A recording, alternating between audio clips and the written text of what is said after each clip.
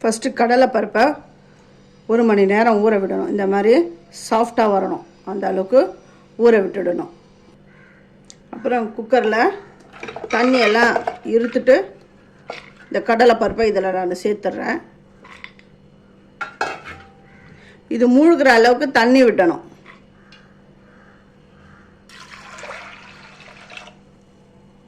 ஒரு 3 விசில் வரட்டும். ஒரு 3 விசில் வரணும். இது ப்ரெஷர் போயிடுது. குக்கரை ஓப்பன் பண்ணுறேன். நல்லா வெந்துடுது. இப்போ இதை வடி கட்டிக்கிறேன். வெல்லம் எடுத்துருக்கேன். அது மூழ்கிற அளவுக்கு தண்ணி விட்டால் போதும். அடுப்பு ஆனில் இருக்குது.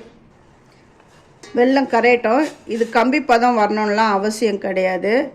வெல்லம் கரைஞ்ச உடனே வடி கட்டிக்கணும். ஏன்னா இதில் அந்த மண் கல் தூசிலாம் இருக்கும்.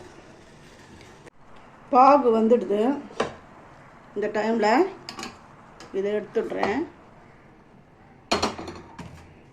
இதில் அந்த பாகை வடி கட்டிக்கணும்.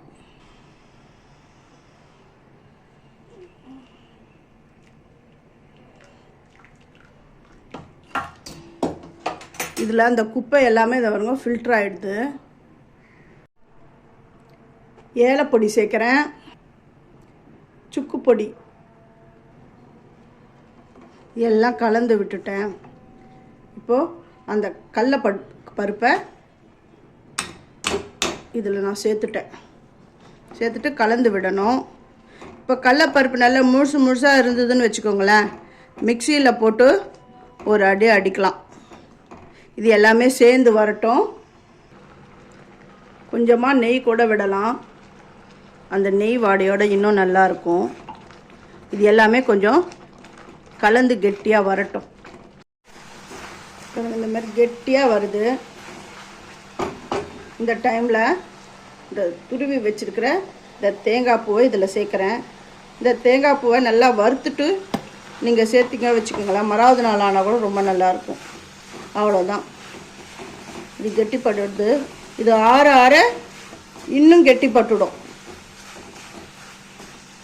இந்த பூரணம் கொழுக்கட்டைக்கும் அப்புறம் போலிக்கும் ரெண்டுத்துக்கும் இந்த மாதிரி டைப்லேயே நீங்கள் பூரணம் பண்ணுங்கள். ரொம்ப ஈஸியான மெத்தட் இது. எப்படி வந்திருக்குன்னு பாருங்கள். தேங்க்யூ.